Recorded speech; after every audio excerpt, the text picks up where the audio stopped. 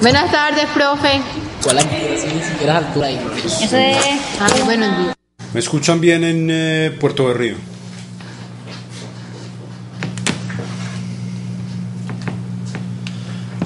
Sí, profe, bien.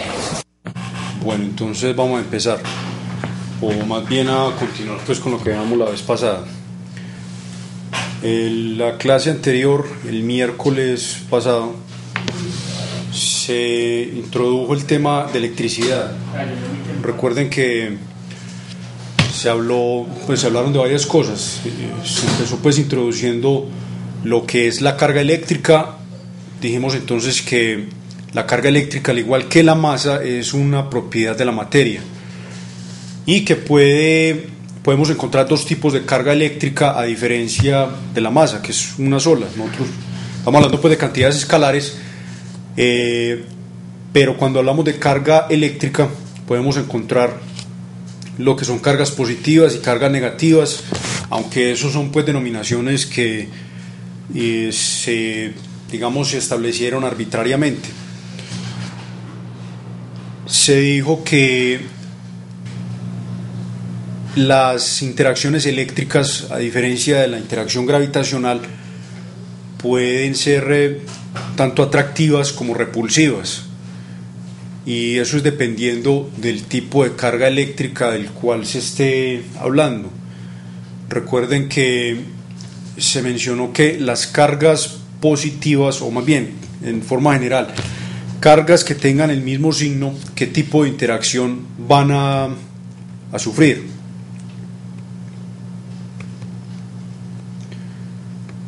Se repelan.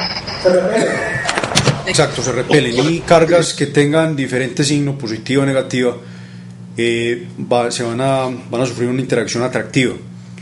A diferencia pues de la interacción gravitacional, que ya sabemos que siempre un par de masas, la interacción que van a sufrir es siempre atractiva. Bueno, se mencionaron también algunos fenómenos en los que se puede apreciar la existencia de la carga eléctrica, como por ejemplo, fenómenos muy comunes como son los de cargar objetos por flotación. Y me refiero específicamente a objetos que estén hechos de un material aislante, debido a que estos materiales se caracterizan por el hecho de que las cargas eléctricas negativas, que son las que tienen una movilidad, están sujetas fuertemente a los átomos del material. Luego entonces esas cargas negativas no tienen libertad de movimiento. Entonces cuando se carga por flotación uno de estos objetos, queda localizada la carga adquirida por el objeto en esa región que se frotó, a diferencia de un material conductor que puede perder su carga pues con mucha facilidad, debido a la gran facilidad de movimiento que tiene la carga eléctrica en la superficie pues del cuerpo. Recuerden que la materia, pues nosotros sabemos que está hecha de átomos que cuando se enlazan forman moléculas. Siempre cualquier cantidad de materia tiene cargas eléctricas. Estamos hablando tanto de cargas positivas como de negativas. Entonces, en el átomo, el núcleo atómico es el lugar en el que se concentran las cargas positivas, que se llaman protones, y alrededor del átomo hay lo que se conoce como una nube electrónica, es decir, los electrones están utilizando pues como un esquema muy clásico, sería orbitando pues el núcleo, aunque desde el punto de vista pues de la física moderna esa imagen pues ya no tiene validez. Pero pues para hablar inicialmente de estos fenómenos puede ser útil recurrir a esa imagen de electrones orbitando el núcleo. Dijimos que los electrones y los protones son muy diferentes desde el punto de vista de la masa, es decir, la masa de esas dos partículas es muy diferente. Los protones son mucho más masivos que los electrones, pero cuando hablamos de la carga eléctrica de cada uno de ellos, dijimos que la magnitud de la carga es la misma. La diferencia es ¿cuál? que la carga de los protones se denominó pues positiva y la carga de los electrones negativa. Entonces, la carga, lo que se denomina como carga elemental, es la carga del electrón, o lo que es lo mismo, la carga del protón. Y cualquier cantidad de carga que uno encuentre en la naturaleza es siempre múltiplo entero de esa carga denominada elemental. Dijimos que la unidad que se adoptó para la carga eléctrica, así como en la unidad pues para la masa es el kilogramo en el sistema SI, hablamos de el coulomb o el coulombio como la unidad de carga eléctrica. La carga elemental entonces es 1.6 aproximadamente por 10 a la menos 19 coulombs. Bueno, eso fue lo que inicialmente se discutió la vez pasada, haciendo referencia pues a la carga eléctrica. Se habló pues de algunas características fundamentales que tiene la carga eléctrica. Ya les acabo de mencionar una, que es la cuantización de la carga, el hecho de que toda la carga, que cualquier cantidad de carga sea múltiplo entero de la carga elemental. La otra característica importante es que la carga es una cantidad que se conserva. Entonces, no es posible crear o destruir carga eléctrica. Lo que usted hace, por ejemplo, cuando carga un objeto por medio de frotación, no es crear carga, sino que lo que está haciendo es transferir carga eléctrica de un lado a otro. Lo que tiene movilidad entonces son los electrones. Entonces, cuando usted carga un objeto por flotación, está haciendo que los electrones se muevan de un lado a otro, de un cuerpo a otro, pero siempre la cantidad total de carga en un sistema determinado se va a mantener constante. Usted no está creando ni destruyendo carga en ninguna de esas experiencias. Bueno, eso con referencia a lo primero que se vio, que fue la carga eléctrica. También se habló de lo que se denomina la ley de Coulomb, que describe cómo es la fuerza que se ejercen mutuamente un par de cargas puntuales. Y cuando digo cargas puntuales, quiero decir un par de objetos cargados cuyas dimensiones sean inferiores o muy inferiores a la distancia de separación entre los dos objetos. Ese es el criterio pues para uno hablar de cargas puntuales. Entonces hablamos del hecho de que la fuerza que se ejercen, la magnitud de la fuerza que se ejercen mutuamente esas dos cargas, depende de ¿qué? De la carga, depende del producto entre las cargas de los dos objetos. Y eso es una relación de proporcionalidad directa. La fuerza es directamente proporcional a ese producto.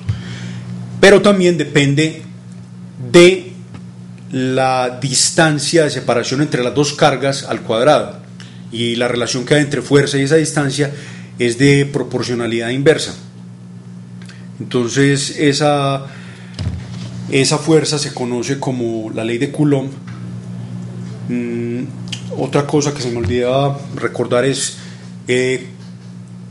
lo que se conoce pues como carga neta. Cuando a uno le hablan de que un objeto tiene una carga neta de igual a cero, ¿eso qué quiere decir? Eso lo mencionamos la vez pasada. Es la suma de la carga de los cuerpos. Exacto, sí, la suma de las cargas positivas y negativas. Entonces, cuando decimos que la carga neta es igual a cero, ¿eso qué quiere decir? Neutro, profe, no. Perdón. Que es neutro porque nunca puede llegar a... Es neutro, exacto. O sea que el número de cargas positivas es igual al número de cargas negativas. Eso quiere decir que la carga neta del objeto es igual a cero o que es un objeto neutro.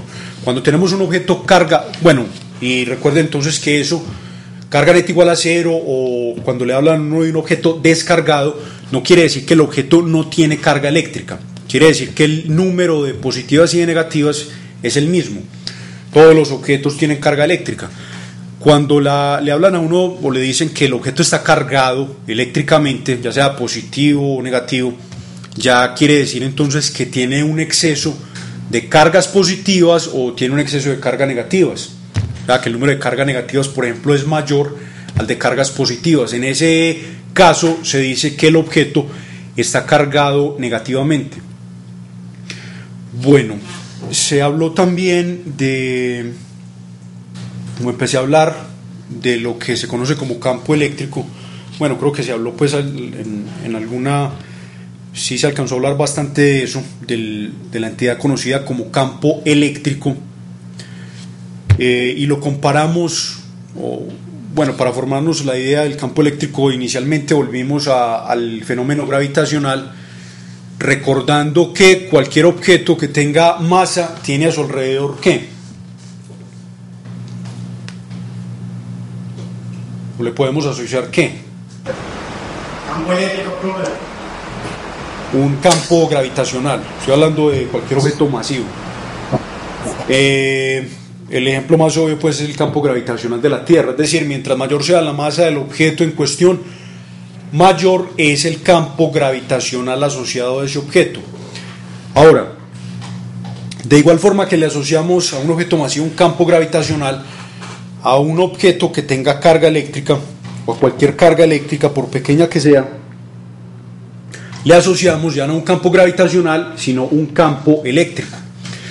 Dijimos entonces que el campo eléctrico en una región del espacio que pueda deberse, no sé, a una distribución de carga cualquiera, va a existir en un punto del espacio independientemente de que en ese punto haya o no haya una carga eléctrica.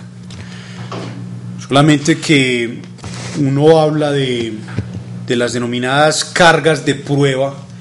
Por ejemplo, si quiere conocer o es útil pues la denominada carga de prueba en el caso que uno quiera conocer digamos el vector de campo eléctrico en un punto determinado, recordando pues que eso que llamamos campo eléctrico también es una cantidad vectorial, y las cantidades vectoriales, recuerden que se caracterizan por ¿qué?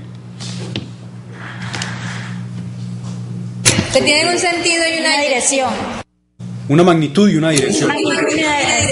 Esa es la característica pues, de una cantidad vectorial, y el campo eléctrico es una de esas cantidades. Dijimos entonces que el campo eléctrico en un punto determinado del espacio depende solamente de ¿qué? De la distribución de carga que origina a ese campo eléctrico, y depende también de cuál sea la distancia desde esa distribución de carga hasta el punto donde se quiere calcular el campo eléctrico. Y recuerden que esa dependencia de la distancia es de proporcionalidad inversa, y estamos hablando de la distancia al cuadrado. Bueno, eso fue entonces lo que se alcanzó a ver la clase pasada. Creo que terminamos hablando de lo que es introduciendo la energía potencial eléctrica. Recuerden que, bueno, la energía potencial eléctrica se la asociamos a es decir, depende de la posición relativa de las cargas eléctricas, así como por ejemplo la energía potencial gravitacional de un cuerpo también depende de la posición de ese cuerpo, teniendo en cuenta primero que uno establece lo que se conoce como un cero de potencial. En el caso pues de la energía potencial gravitacional, uno por lo general establece que el cero de energía potencial es en la superficie terrestre, es una cantidad pues relativa, también lo es la energía potencial eléctrica. Entonces, cuando hablamos de aumento de energía potencial eléctrica de un sistema de cargas, el sistema más sencillo pues sería un par de cargas solamente, un par de cargas par de cargas positivas. Dijimos que la tendencia natural de ese par de cargas positivas es a alejarse, ¿cierto? Por la repulsión eléctrica. Entonces, si en lugar de eso, por medio de un agente externo, hacemos que las cargas eléctricas del mismo signo se acerquen, ahí lo que estaríamos haciendo es provocar un aumento en la energía potencial eléctrica del sistema compuesto por las dos cargas. El otro caso sería, también sencillo, un par de cargas de signo opuesto, una positiva y una negativa. El movimiento natural de ellas es a acercarse por la atracción eléctrica, pero por medio de un agente externo usted puede lograr que las dos cargas se separen, las cargas de signo opuesto. Entonces en ese caso está provocando un aumento en la energía potencial eléctrica también. Entonces hay aumento de energía potencial eléctrica siempre que usted esté provocando el acercamiento entre un par de cargas del mismo signo o el alejamiento de un par de cargas del signo contrario. Y bueno, hicimos la analogía con el caso de la energía potencial elástica, pues específicamente el caso del resorte, que pues lo que dijimos anteriormente es que Profe, que entonces hay aumento de energía potencial, así se repelen o se atraigan. Ok. Siempre va a haber va a haber un aumento.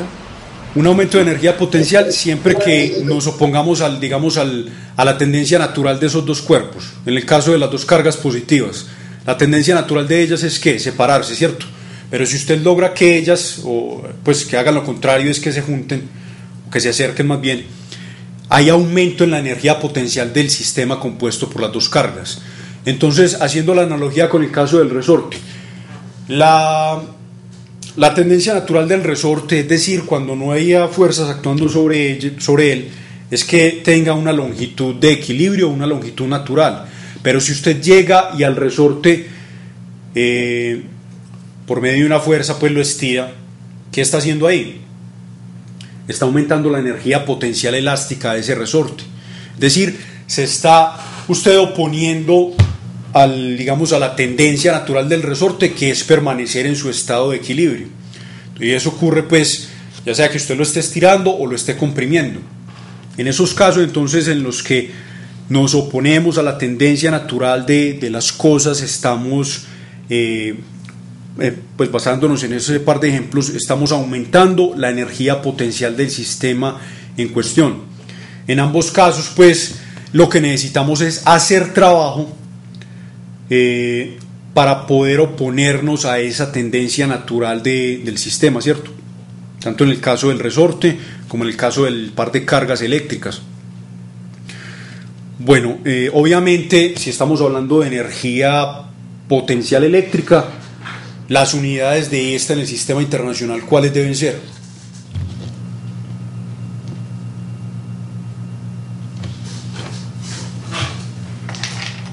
Vatios, kilovatios.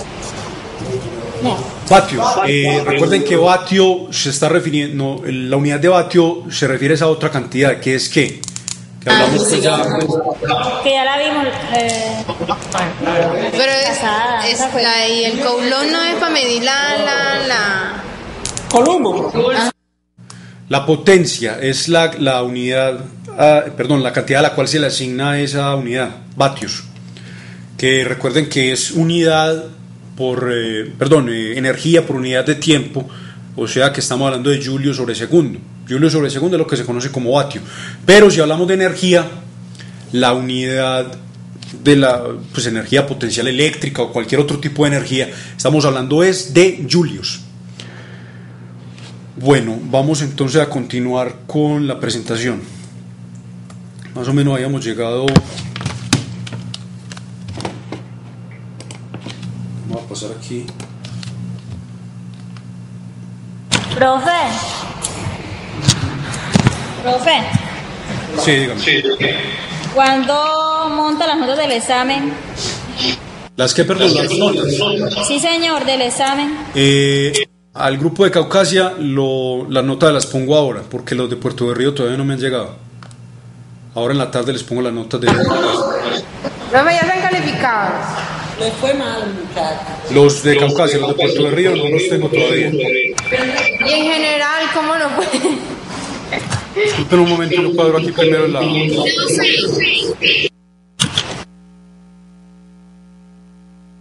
Profe.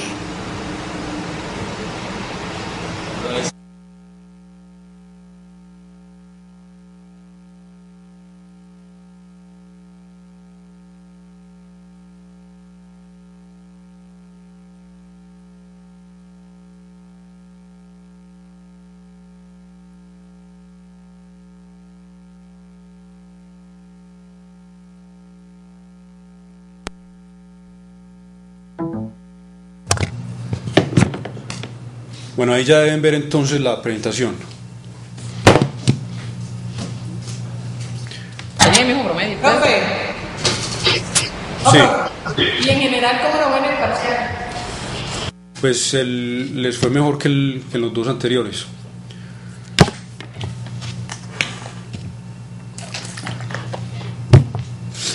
Pero las notas las pongo ahora en la tarde o en la noche. Ya, profe. Bueno, creo que habíamos llegado anteriormente hasta esta parte de la presentación, hablando pues del campo eléctrico. Porque inicialmente, pues, como dice ahí, Quedamos en voltaje, profe.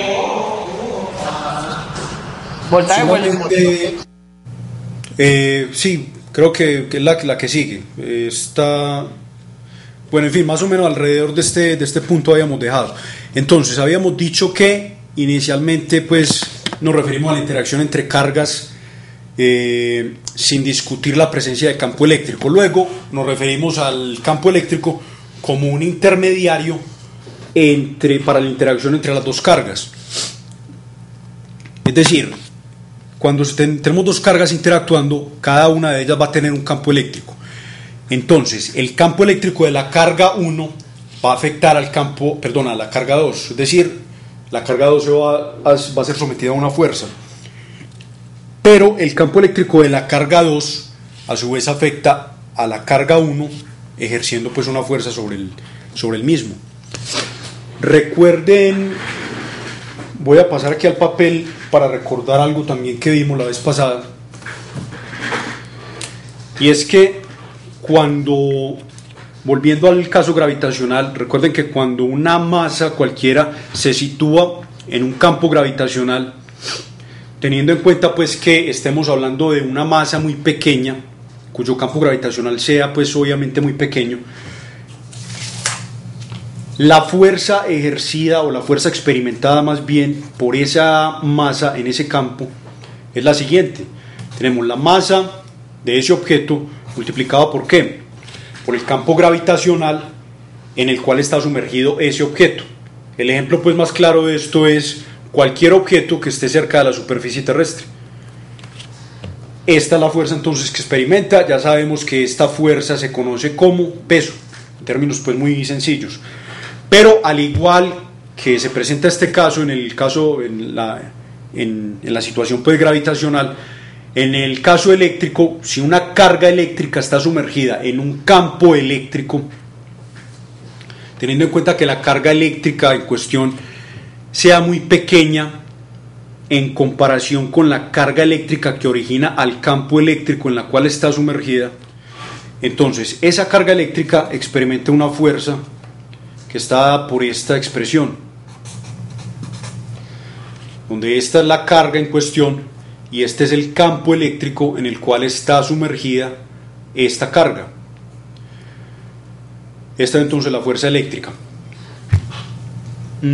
Vamos a mirar un ejemplo aquí gráfico de una situación en la que, o para ilustrar algo que se llama principio de superposición, y es que cuando se tiene una colección de cargas, un conjunto de cargas en una región pues cualquiera, si usted quiere calcular la fuerza eléctrica sobre una de esas cargas, usted lo que tiene que hacer es calcular la fuerza eléctrica que le ejerce cada una de las cargas que la acompaña, y para encontrar la fuerza eléctrica total lo que tiene que hacer es sumar cada una de esas fuerzas, es decir, una suma vectorial, porque recuerden que la fuerza es una cantidad vectorial. Entonces miremos este ejemplo. Vamos a suponer que aquí tenemos tres cargas, una colección de tres cargas.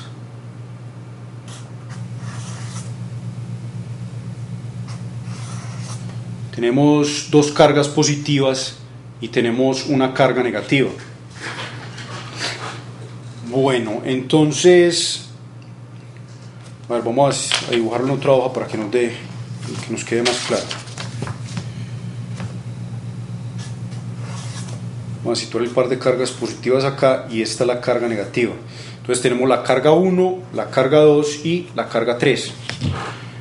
Entonces, si nos preguntan para esa distribución de cargas cuál es la fuerza eléctrica sobre la carga 1, a esa cantidad vamos a llamarla F sub 1. Nos están preguntando por esto. Entonces lo que tenemos que hacer es calcular la fuerza que le ejerce la carga 2 a la carga 1 y calcular la fuerza que le ejerce la carga 3 también a la carga 1 y sumarlas, y eso nos da la fuerza total. Es decir, esta fuerza la podríamos escribir de esta manera: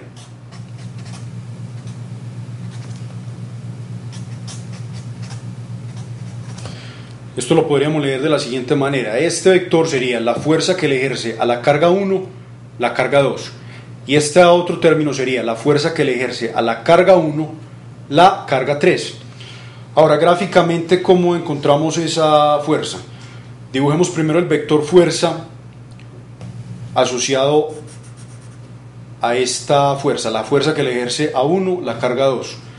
Mire que tenemos una carga positiva y una negativa. ¿Cómo dibujaríamos entonces el vector fuerza sobre esta primera carga positiva que aparece acá? ¿En qué dirección apuntaría ese vector fuerza?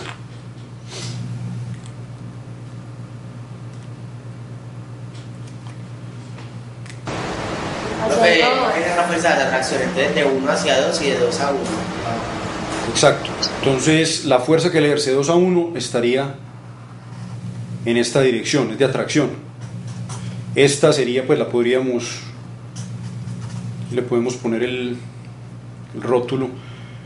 Y ahora el vector fuerza que le ejerce la carga 3 a la 1, ¿cómo lo dibujaría?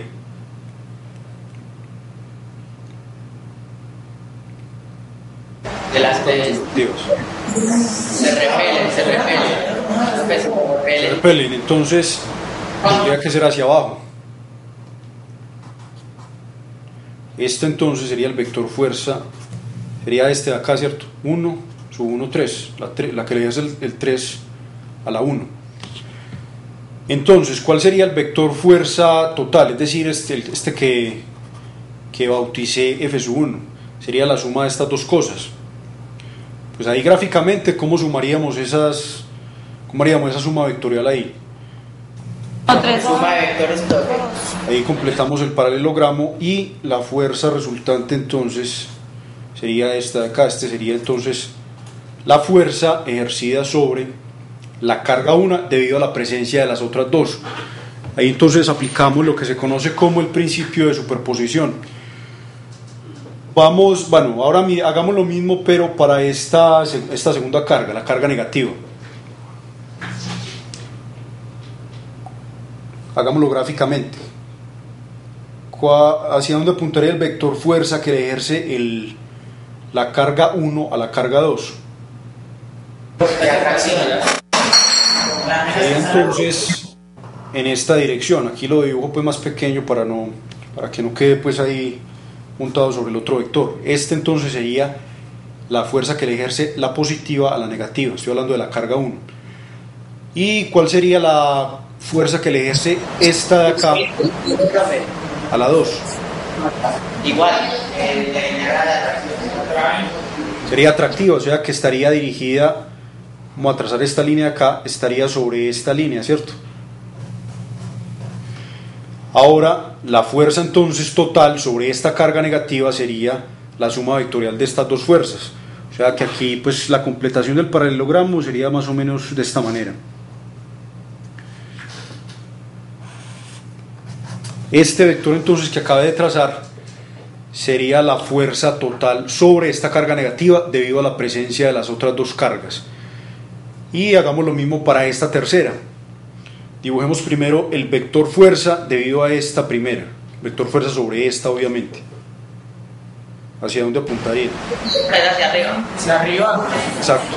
Es una fuerza repulsiva, entonces apunta hacia arriba. Y ahora dibujemos el vector fuerza debido a esta. Sería hacia dónde.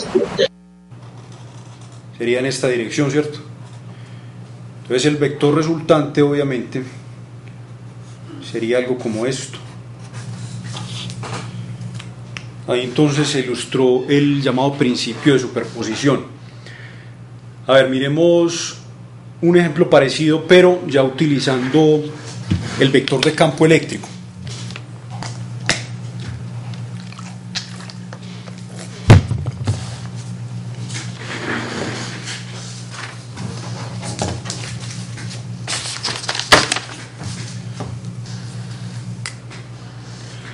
A ver, vamos a ilustrar también pues una configuración sencilla de cargas. Vamos a ubicar aquí una carga negativa, una positiva, perdón, y una carga negativa acá. Vamos a suponer que están pues situadas, digamos una configuración muy sencilla porque solamente consta de dos cargas. Recuerden que ahí nos vamos a referir al campo eléctrico. Como es una cantidad vectorial también, si usted quiere calcular el campo eléctrico en un punto determinado, teniendo en cuenta que usted tiene una distribución de cargas, aquí está muy sencilla porque son solamente dos, lo que debe hacer usted, vamos a suponer que queremos calcular el campo eléctrico debido a esa distribución de cargas en este punto, donde señalo con la X. Lo que tiene que hacer entonces es calcular el campo eléctrico debido a cada una de las cargas y luego sumar los campos eléctricos, y el resultado de esa suma es el campo eléctrico total en ese punto. Es decir, esta por ejemplo se tendría asociado un campo eléctrico 1 y un campo eléctrico 2. Entonces el campo eléctrico total sería la suma de esos dos campos, la suma de los campos de cada carga. Eso se puede generalizar pues ya para un número de cargas mayor. Para 4 o 5 cargas, usted lo que tiene que hacer es sumar cada uno de los campos eléctricos de cada carga. Vamos a hacerlo aquí gráficamente, a dibujar pues el vector de campo eléctrico debido a ese par de cargas en este punto. Entonces, lo que se tiene que hacer es utilizar la herramienta que les mencioné la vez pasada, que es imaginarse una carga puntual, una carga de prueba. ¿Cuáles son las características de una carga de prueba? La carga de prueba que nos vamos a imaginar situada en este punto donde queremos calcular el campo debe ser muy pequeña en magnitud, o más bien, la magnitud de esa carga debe ser mucho más pequeña que las cargas eléctricas que me están originando el campo en ese punto. Esa es la primera condición. La segunda condición es que la carga de prueba, sea una carga positiva. Entonces, nos imaginamos una carga de prueba positiva en este punto. Vamos a tener en cuenta esta expresión que ya se mencionó anteriormente. Fíjense que mirando esta expresión, si suponemos que esta es nuestra carga de prueba que está siendo afectada por este campo, ¿cómo se compara? Estamos hablando de una carga positiva. ¿Cómo se compara la dirección del vector fuerza ejercido sobre la carga con el vector de campo eléctrico en ese punto? ¿Cómo se comparan las direcciones de esos dos vectores? De acuerdo a esta ecuación que hay aquí. Las direcciones son las mismas. Entonces vamos a imaginarnos la carga de prueba acá. ¿Qué dirección tendría el vector fuerza sobre la carga de prueba pequeña que ubico acá, debido solamente a esta carga positiva? Tengan en cuenta que es positiva la carga de prueba.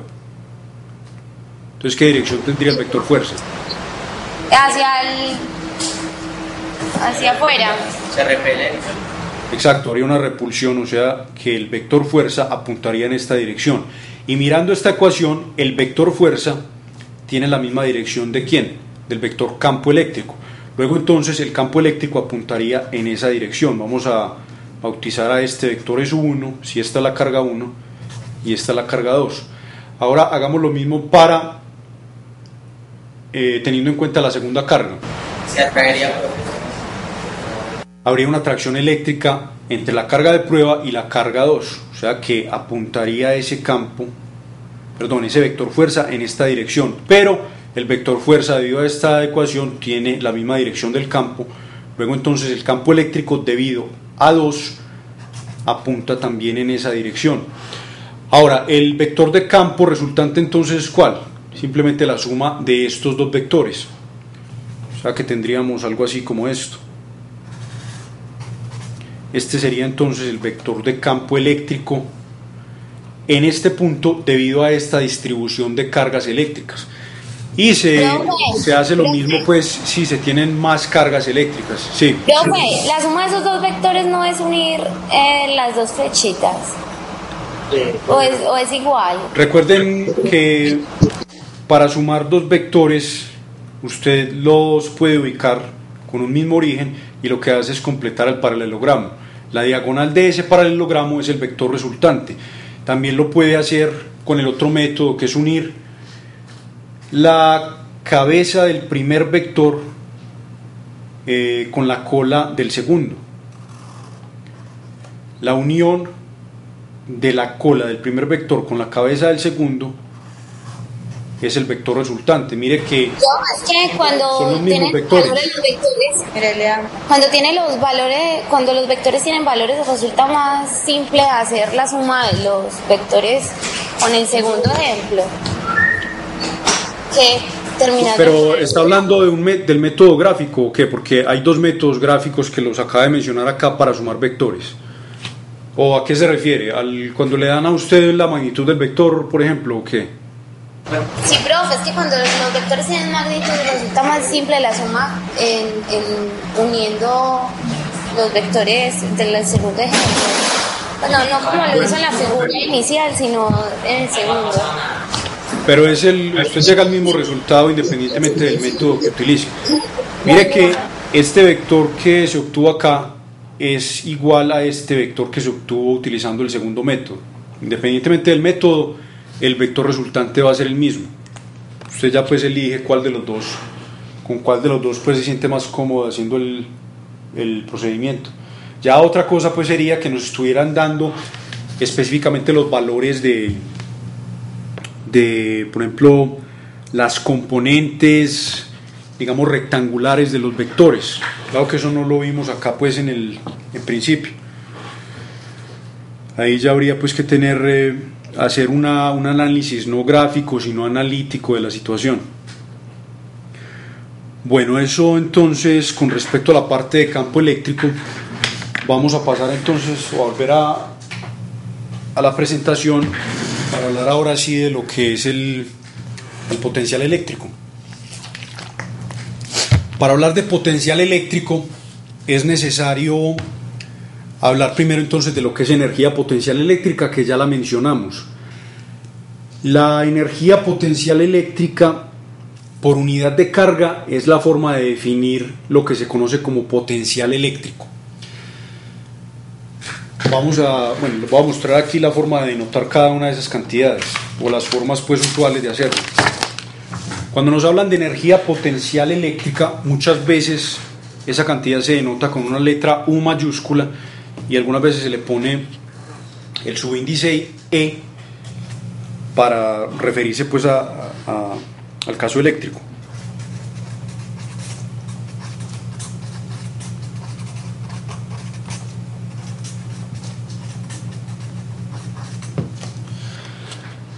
Cuando a uno le hablan de potencial eléctrico, muchas veces lo denotan, o la mayoría de las veces lo denotan con una letra V mayúscula.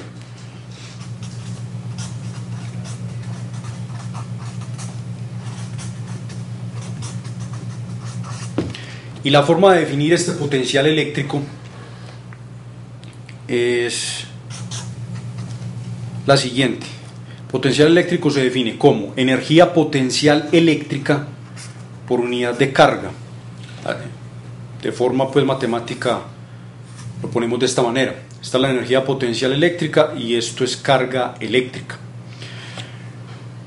El potencial eléctrico es una cantidad escalar, a diferencia del campo eléctrico.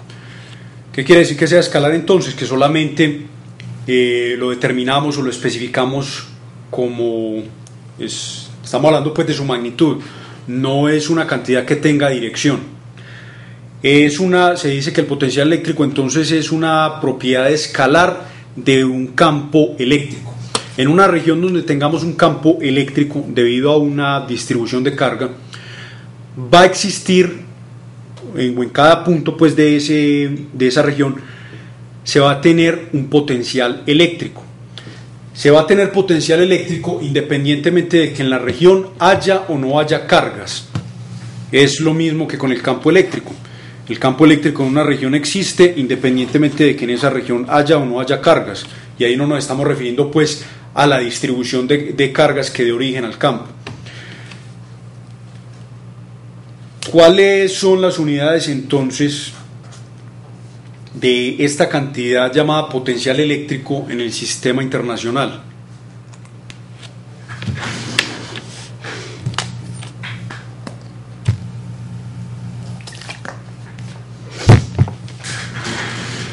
Les repito, ¿cuáles son las unidades de esa cantidad?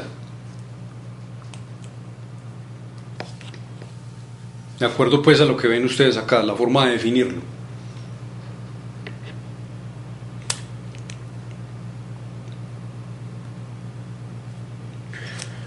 ¿Cuáles son las unidades de esta cantidad?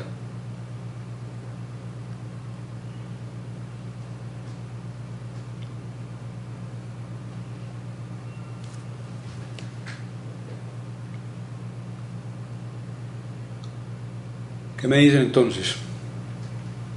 Julius, profe.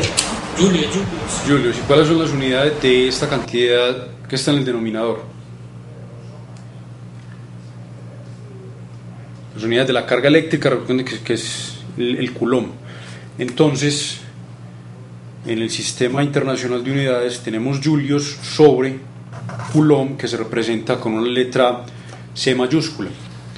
Pero la forma más usual de referirse a esta unidad es voltio, y se representa simplemente con una letra V mayúscula. El voltio entonces es la unidad del potencial eléctrico, o sea que un julio sobre coulomb es igual a un voltio. No lo confundan con vatio. Vatio es, recuerden, como dijimos ahora, la unidad de potencia, y ese es julio sobre segundo. Este es julio sobre coulomb, se conoce como voltio entonces.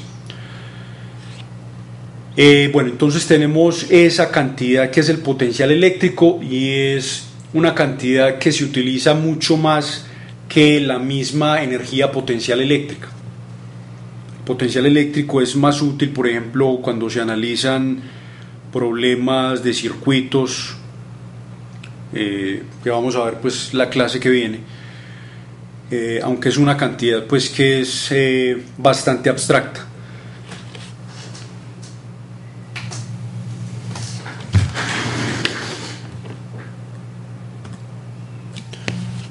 Aquí era donde habíamos terminado, creo, entonces la vez pasada, en términos pues de la presentación.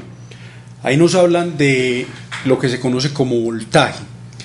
En esta presentación se hace lo siguiente: aquí se está equiparando la cantidad que les acabo de mencionar, potencial eléctrico, con voltaje. Sin embargo, si vamos a ser estrictos, voltaje significa es una diferencia de potencial entre dos puntos determinados.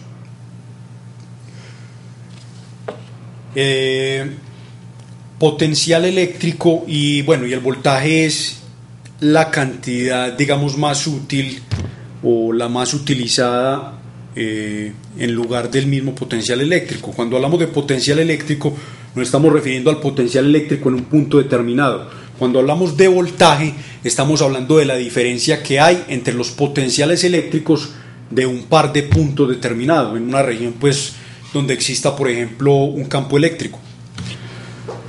Entonces, pero se sigue pues definiendo de la misma manera. Estamos hablando de que el voltaje mide la energía potencial eléctrica o electrostática por unidad de carga. Ahora, aquí nos dicen que aumentar el voltaje de una carga positiva requiere trabajo, y bajar el voltaje de una carga negativa también requiere trabajo.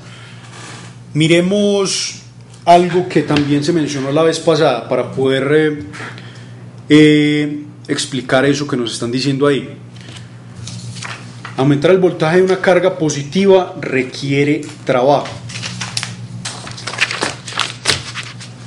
Primero hay que mencionar algo que no les había mencionado, y es el hecho de que cuando usted tiene un campo Bueno, volvamos a la situación de la vez pasada. Vamos a tratar de ilustrar pues un campo eléctrico que se denomina campo uniforme. Un campo uniforme es que no cambie pues de magnitud y dirección en el tiempo. Estaría pues representado por estas líneas rectas. También mencioné en la clase pasada las llamadas líneas de campo, que no deben confundirle, repito, con los vectores de campo. En general, un vector de campo eléctrico es tangente a las líneas de campo en cada punto. Sí, hice pues un par de ejemplos en la clase pasada sobre eso. Entonces, sí. Voy a interrumpirlo. Esto, sí, me lo dijo que cuando energía positiva, todas dos requieren trabajo, ¿cierto?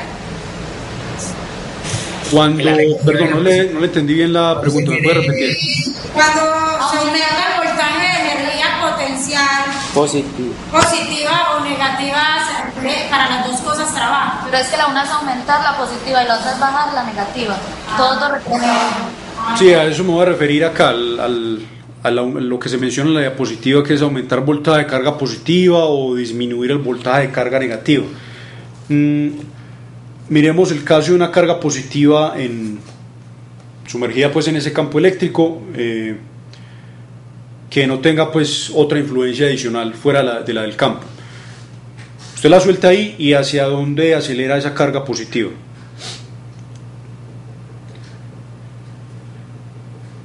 ¿Hacia la derecha o hacia la izquierda? Hacia la derecha. Hacia la derecha. Pues eso lo dijimos pues la vez pasada, que usted podía imaginarse, debido pues a la forma en que dibuja estas líneas, como si estuvieran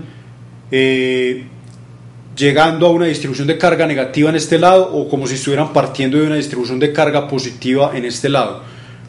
Desde cualquiera de los dos puntos de vista, usted llega a la conclusión de que la carga positiva debe acelerarse en esta dirección, es decir, en la misma dirección en la que apuntan las líneas de campo.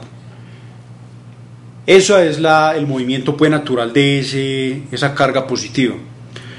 ¿Qué pasa con la energía potencial eléctrica del sistema compuesto por el campo y la carga, a medida que ella se acelera en esa dirección?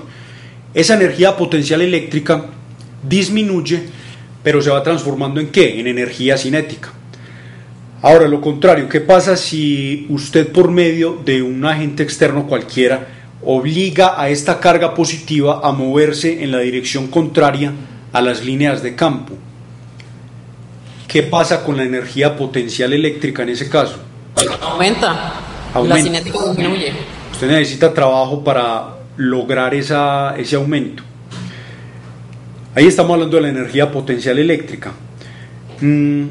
Vamos a referirnos al denominado potencial eléctrico. Siempre se tiene que las líneas de campo eléctrico van a apuntar en la dirección en la que decrece el potencial eléctrico. De acuerdo a eso que les acabo de decir, ¿cuál de estas dos regiones tiene mayor potencial eléctrico? ¿Esta región de la izquierda o la región de la derecha? ¿La región 1 o la región 2? ¿Cuál de las dos tiene mayor potencial eléctrico? Si les acabo de decir que las líneas apuntan en la dirección decreciente de potencial.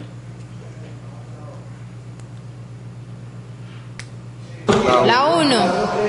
Exacto. La región 1 tiene un potencial eléctrico mayor a la región 2. Entonces, si usted suelta la carga positiva aquí, ella se acelera hacia la región 2. Quiere decir que se acelera naturalmente hacia regiones donde el potencial eléctrico es menor. Esa es la forma natural de moverse de las cargas positivas en un campo eléctrico, siempre buscando las regiones donde el potencial eléctrico sea más pequeño.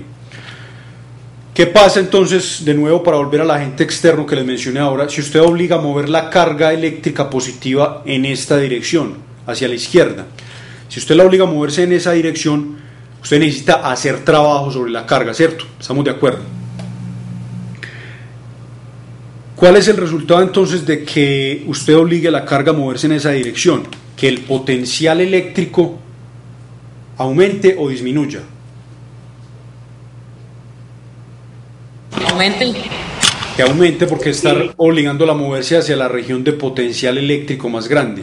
Es decir, ahí podríamos decir que usted le está aumentando el voltaje a la carga eléctrica, ¿cierto? Eso es lo que nos están diciendo en la diapositiva. En este comentario, en este primer comentario que hacen acá abajo, aumentar el voltaje de una carga positiva requiere trabajo. Eso es precisamente lo que les estoy ilustrando en la imagen del papel, en donde usted tiene que hacer trabajo para obligar a la carga a moverse hacia la región de potencial eléctrico más grande. Eso es entonces lo que quiere decir este primer comentario. Vamos a mirar el segundo caso pues que mencionan ahí. Bueno, entonces ya dijimos que necesitamos trabajo para aumentar el voltaje de esta carga positiva. Vamos a examinar el caso de la carga negativa. Usted suelta la carga negativa ahí en ese campo, ¿hacia dónde se acelera? Hacia la positiva. ¿Hacia la izquierda o hacia la derecha? Izquierda. Se acelera hacia la izquierda siempre y cuando no haya pues otra influencia diferente al campo. Ese es el movimiento natural de la carga en el campo. Entonces, ella se está moviendo hacia región de un potencial bajo o un potencial alto. Alto. O sea que la tendencia natural de la carga negativa es a moverse siempre hacia regiones de potencial eléctrico mayor. Ya dijimos que la región 1 tiene potencial mayor a la región 2. Entonces mire que es diferente pues la tendencia natural de las cargas positivas y las negativas.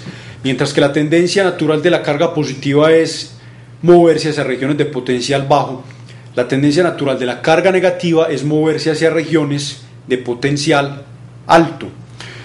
Ahora, ¿qué pasa si ya usted por medio de un agente externo obliga a la carga negativa a moverse en la dirección de las líneas de campo?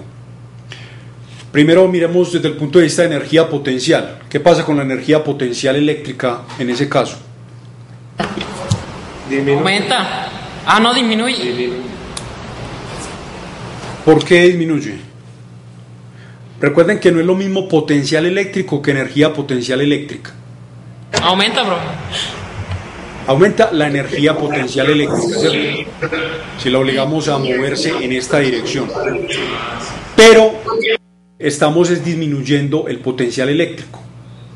Entonces ahí puede uno confundirse pues porque digamos puede equiparar lo que es energía potencial con potencial eléctrico, pero no son la misma cosa, y eso se ve en este caso pues especial de la carga negativa. Mientras que si usted obliga a moverse la carga hacia allá, hacia la región 2, aumenta la energía potencial eléctrica, pero al mismo tiempo está disminuyendo lo que se conoce como potencial eléctrico. Bueno, entonces, siguiendo en ese mismo caso, obliga usted al electrón a moverse hacia allá, el electrón, la carga negativa, está haciendo trabajo sobre la carga, ¿cierto? Es decir, para disminuirle el potencial eléctrico a la carga negativa, o en otras palabras, el voltaje a la carga negativa, usted necesita hacer trabajo sobre la carga. Y eso es lo que está diciendo, lo que nos dicen acá en la parte, en este segundo comentario. Bajar el voltaje de una carga negativa requiere trabajo. Y eso es lo que les acabo pues de ilustrar en el papel, con la carga negativa. Bueno, ya esto último, ya se los había mencionado, el voltaje se mide en Joule sobre Coulomb o voltio. ¿Sí les había mencionado esto, el voltio? Bueno.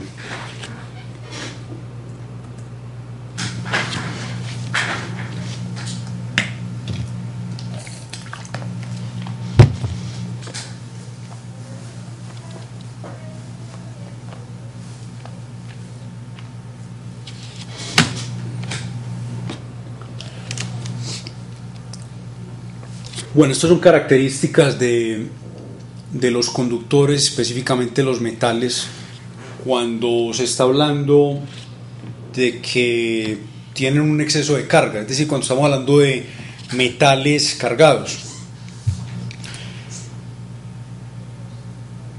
Ahí se están refiriendo a qué pasa dentro de esos materiales cuando están cargados.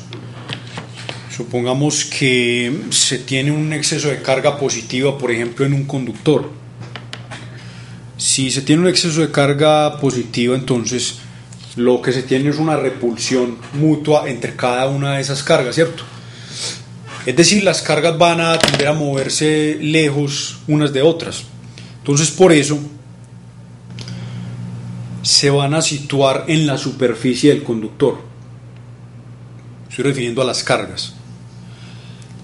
¿Cuál es la tendencia entonces siempre de cualquier carga en un material? La tendencia de ellas siempre va a ser a reducir su energía potencial eléctrica. Ellas logran reducir su energía potencial eléctrica situándose lo más lejos posible unas de otras, y eso lo logran entonces situándose en la superficie del conductor. Estamos hablando pues de un metal aquí. ¿Qué quiere decir eso? Eso tiene como consecuencia pues que dentro de un metal el campo eléctrico sea igual a cero. Pero un sinónimo de eso que les acabo de mencionar, un campo eléctrico igual a cero, es que el potencial eléctrico dentro de ese material no cambie, que se mantenga constante a lo largo de todo el material. Estoy hablando solamente del interior del mismo, no de la superficie. Entonces, en un metal se va a tener siempre que dentro del mismo el potencial eléctrico es constante, y eso es sinónimo de decir que el campo eléctrico dentro del material es igual a cero. Entonces, fijándose en eso pues que acabo de mencionar, podemos llegar a la conclusión de que hay una relación entre ¿qué? Entre el cambio de potencial eléctrico en una región y el campo eléctrico en el mismo. Entonces podemos resumir esa conclusión de la siguiente manera: siempre que tengamos cambios de potencial eléctrico en una región, vamos a tener campos eléctricos diferentes de cero. Es decir, cambios de potencial eléctrico en el espacio son iguales a ¿qué? A campos eléctricos. Siempre que haya cambio de potencial eléctrico en una región, en esa región va a haber un campo eléctrico. Mientras mayor sea el cambio de potencial eléctrico en esa región, mayor va a ser la magnitud del campo eléctrico en esa misma región. Entonces, si el potencial eléctrico en una región determinada no cambia, se mantiene constante en cada uno de los puntos, ¿qué puedo decir acerca del campo eléctrico en esa misma región?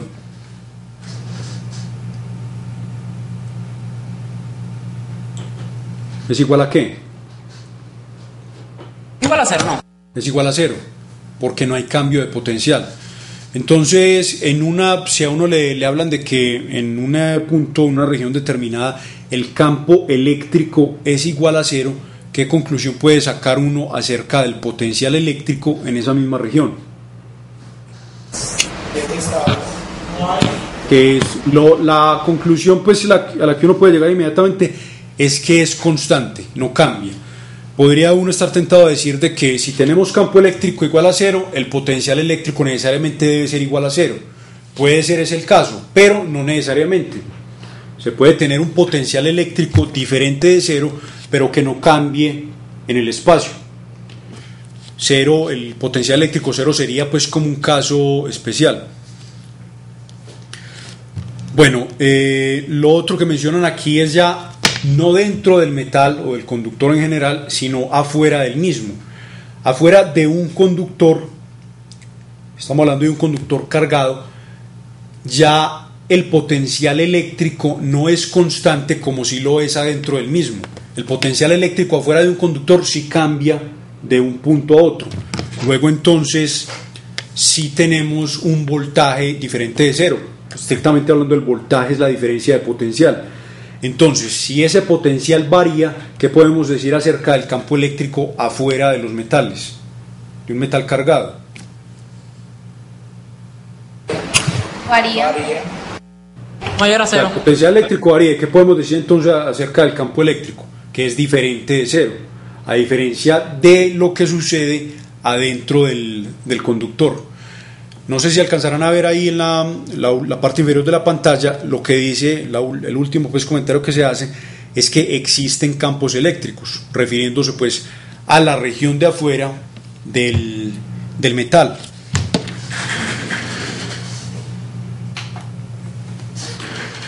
Cuando hablamos de voltaje, lo más usual es representarlo de esta manera, es decir, con un delta adelante. Recuerden que el delta me está hablando de ¿qué? De un cambio en la cantidad. Entonces aquí estamos hablando de un cambio de potencial, y cuando hablamos de cambios de potencial, estrictamente hablando, eso quiere decir que estamos hablando de un voltaje. Entonces voltaje es lo mismo que diferencia de potencial.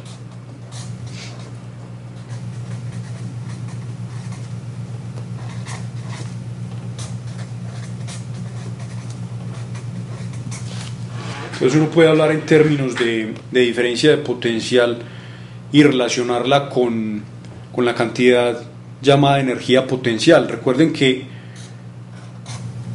voltaje potencial eléctrico lo definimos como energía por unidad de carga, energía potencial eléctrica. Entonces en este caso, hablando ya en términos de diferencias, podemos definir el voltaje como el cambio en la energía potencial eléctrica por unidad de carga, y obviamente las unidades pues siguen siendo las mismas que mencionamos.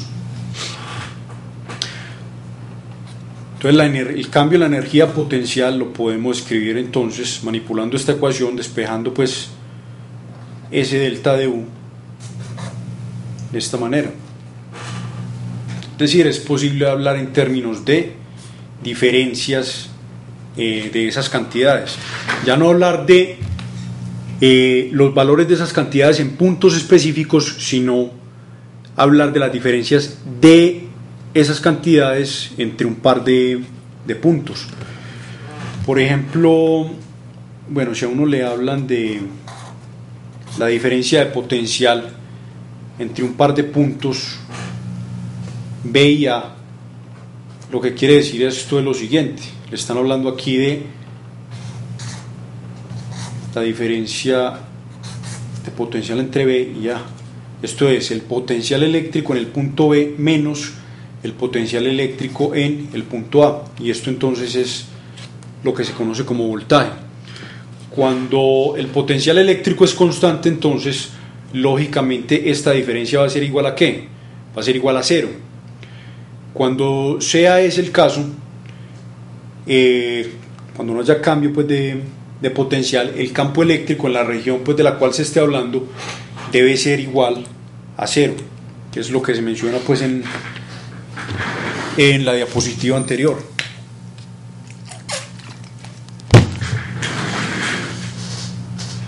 Ahora les estaba mencionando el hecho de que mientras mayor sea el cambio en el espacio de potencial, mayor va a ser la magnitud de campo eléctrico en esa misma región. Eso sucede pues afuera del metal o de los conductores. Adentro ya sabemos que no hay ningún cambio. En regiones, si nos imaginamos por ejemplo un metal ya no esférico, pues que sería el caso más sencillo, sino por ejemplo un conductor que tenga por ejemplo partes, que tenga radios de curvatura muy pequeños, en otras palabras conductores que sean puntiagudos, que tengan por ejemplo alambres o puntas muy pronunciadas. Estoy hablando de regiones de radio de curvatura pequeño. Esas regiones son las regiones en las cuales va a haber mayor acumulación de carga, porque estamos hablando de un conductor cargado. Es decir, la carga eléctrica va a tender a moverse más hacia esas regiones que sean más puntiagudas. Afuera de esas regiones, el potencial eléctrico se caracteriza por el hecho de que tiene cambios bruscos. Es decir, hay cambios grandes en el potencial eléctrico afuera de esas regiones, lo que quiere decir que las magnitudes de los campos eléctricos en esas mismas regiones son grandes.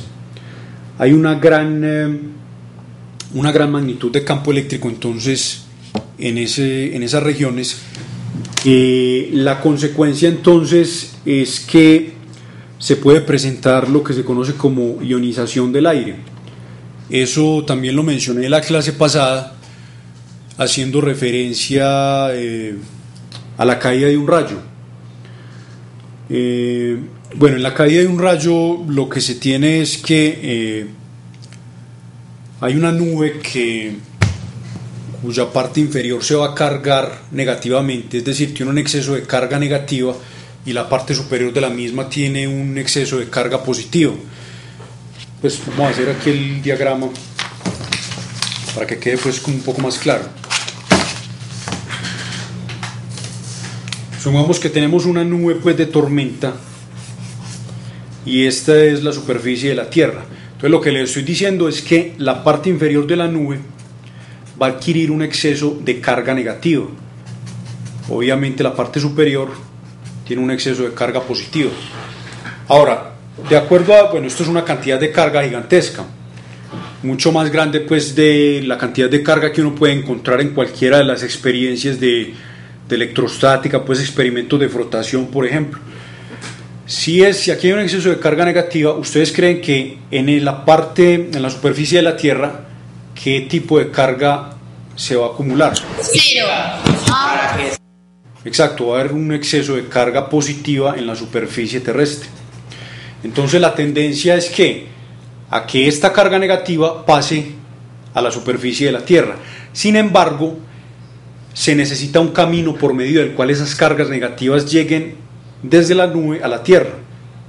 Pero en principio no hay ningún camino por el cual esas cargas puedan pasar de una parte a otra. ¿Por qué? Porque el aire, que es lo que hay entre la nube y la Tierra, es un mal conductor de la electricidad, no permite que las cargas eléctricas circulen con facilidad a través de él. Pero se tiene entonces lo que les mencioné ahora acá en la parte inferior de la nube. Aquí se tienen cambios de potencial eléctrico de punto a punto muy grandes. Hay cambios grandes de potencial y eso es sinónimo de campos eléctricos grandes. Entonces, en esta región de la nube hay campos eléctricos muy grandes y eso ocasiona que, como ya vimos pues por medio de esta expresión, una carga sometida a un campo eléctrico va a experimentar una fuerza eléctrica. Este campo eléctrico es muy grande sobre la carga. ¿Y a qué cargas nos estaríamos refiriendo acá? Estaríamos hablando de las cargas asociadas a las moléculas de aire, ¿cierto? Entonces, lo que ocasiona ese campo eléctrico es que ejerce una fuerza sobre esas cargas eléctricas y ocasiona que se ionice el aire, es decir, que se le arranquen electrones a esas moléculas de aire, es decir, las van a acelerar. Como se provoca una aceleración de esas cargas eléctricas, se va a presentar una especie de reacción en cadena, es decir, esos electrones acelerados que se le arrancaron a las moléculas de aire van a colisionar con otras moléculas de aire y van a ocasionar que también se ionicen esas moléculas que acaban de sufrir el choque. Por lo tanto, se arrancan nuevos electrones a esas moléculas y se están creando más iones. En este momento están viendo el papel, ¿o no? No, profe, se ve la pantalla negra. Pero disculpen un momento.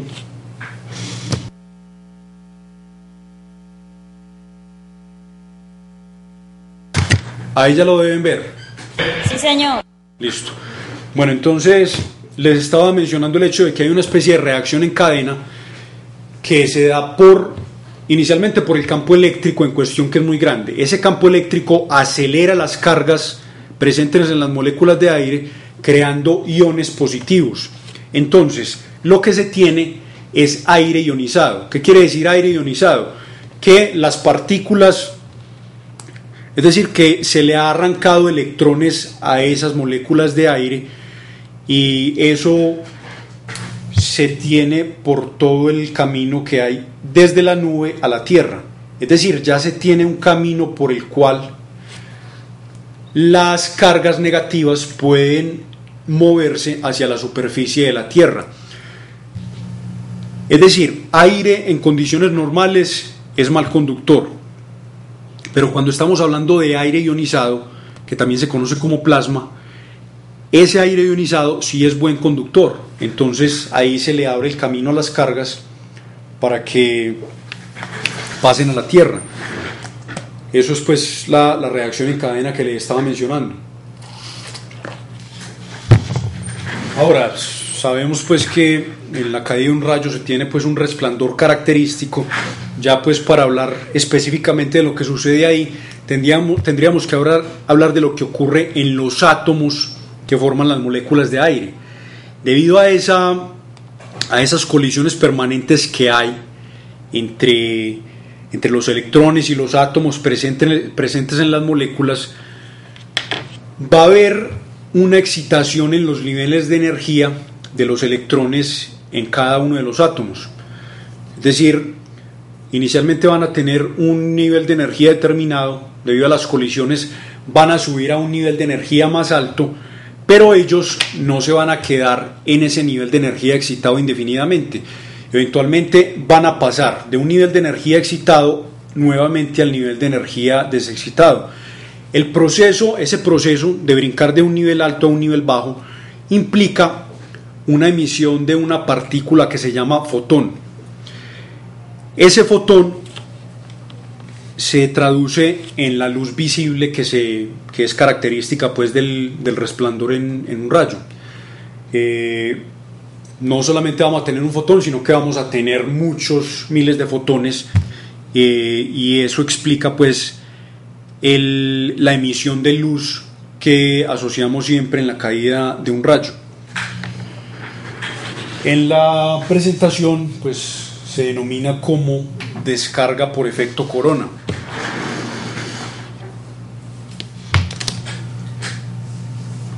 Esto se presenta entonces en el ejemplo que les acabé de mencionar. También se presenta en la situación que les mencioné anteriormente, y es cuando tenemos conductores cargados que tengan radios de curvatura muy pequeños, es decir, que sean muy puntiagudos. Ahí hay cambios de potencial eléctrico muy grandes de punto a punto. Luego entonces hay campos eléctricos también muy grandes, y se puede presentar que debido a eso se ionice el aire circundante o el aire que está alrededor del objeto cargado.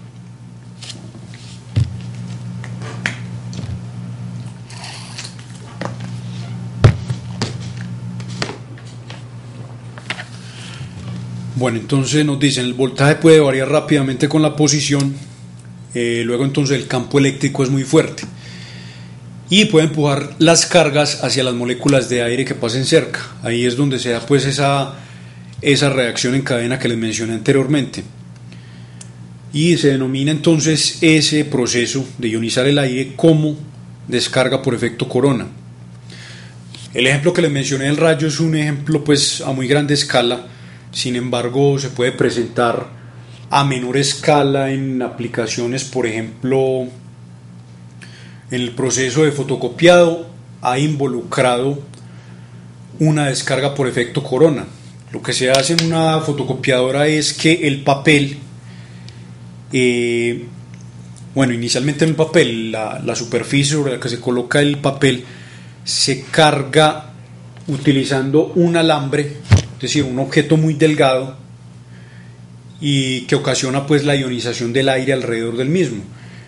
Eso ocasiona o da la posibilidad de que se pueda cargar la superficie sobre la cual se va a poner el papel con se provee pues de un exceso de carga negativa.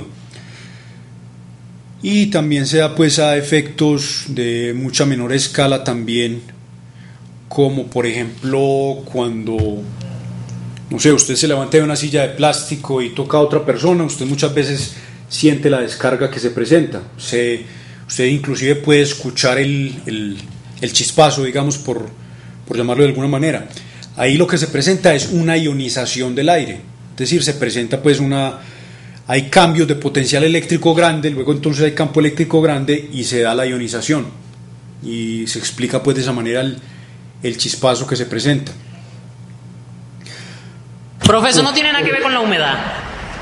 Con la humedad, bueno, lo que pasa es que esos en días cuando hay mucha humedad no es tan fácil que se presente ese tipo de situaciones, porque un objeto que se carga en días muy húmedos es fácil que se descargue por la presencia de partículas de agua en el aire, es decir, del vapor de agua en el aire, porque las cargas negativas que están en las moléculas de agua pueden, digamos, migrar al objeto que esté cargado, digamos que esté cargado negativamente, positivamente, perdón, y ocasionar que el objeto ya no esté cargado eléctricamente. Entonces, ese tipo de fenómenos se dan más cuando no haya mucha humedad en el aire, sino cuando es más fácil pues que se presenten ese tipo de cosas cuando cuando haya días secos, pues, por decirlo de alguna manera, debido a que no hay tanta presencia de partículas de agua en el aire, no hay tanta humedad. Bueno, a ver, yo creo que esta presentación la podemos terminar ahí ya más o menos pues miramos como las ideas más importantes pues básicas de la electricidad, y la próxima clase ya podemos pasar a hablar de lo que son circuitos eléctricos. Ahí va a estar muy involucrado pues el concepto de voltaje, porque es preciso para que haya un circuito eléctrico tener una diferencia de potencial entre un par de puntos, entre un circuito en un circuito pues que esté cerrado. Entonces, bueno, por hoy vamos a dejar ahí, y la próxima clase entonces empezamos a ver lo que es circuitos eléctricos. Creo que eso lo podemos evacuar en una sola clase. Vamos a ver pues cómo me presenta Profe, solamente falta ese tema ya. No, después de circuitos eléctricos hablaríamos de magnetismo, y la idea es llegar pues a la parte donde relacionamos lo que es la electricidad y el magnetismo, para hablar pues de lo que es inducción electromagnética, que tiene pues tiene muchas aplicaciones pues en la industria, por ejemplo. Una pregunta con respecto al tema, pero ¿por qué siempre cada vez que llueve truena? Cada vez que llueve truena. A ver, bueno, algunas veces. A ver, ahí precisamente se está presentando, cuando usted escucha un trueno, pues se tiene que dar precisamente lo que le estaba mencionando ahora, es decir, la ionización del aire, esa transformación de energía, que inicialmente podríamos hablar de energía potencial eléctrica en la nube. Podemos hablar ahí de que hay una parte de esa energía se va a transformar en ese sonido pues característico de un trueno, pero siempre entonces que se escuche pues un trueno, usted lo va a asociar con la caída de un rayo, solamente pues que la caída la caída de un rayo no va a ser necesariamente la migración de cargas eléctricas negativas a la Tierra, sino que también se puede dar entre un par de nubes, no solamente entre tierra y nubes se va a dar, y siempre entonces está asociado a la ionización del aire. Mire que en el ejemplo tan sencillo que les mencioné, como el de cuando usted toca una persona, cuando se para de una silla de plástico, usted puede escuchar el chispazo. Eso es lo mismo que ocurre en la caída de un rayo, solamente que en un rayo la cantidad de carga involucrada es mucho más grande, o sea que el sonido pues es mucho más fuerte, pero es el mismo fenómeno, solamente que a una mayor escala. ¿De acuerdo? Gracias, profe. Bueno. Profe. Sí. ¿Y el supletorio? El supletorio... Sí, señor. ¿Te está hablando de qué supletorio? ¿Del tercer examen? De este pasado, que yo no lo realicé. ¿Cuál es su nombre? Sí. Mario de Hoyos Fernández. ¿Usted sí revisa el correo? Gracias. Hasta luego. Gracias. Hasta luego, que estén bien. Usted sí revisa el correo. Mire que yo desde la semana pasada o este fin de semana les dije que el supletorio es hoy a las 2 de la tarde. Ah, pero sí, quería confirmar, profe. Pero usted sí recibió el correo. Sí, yo lo revisé. Ah, bueno, entonces Hoy a las 2 de la tarde. Ok, profe, gracias. Bien, hasta luego.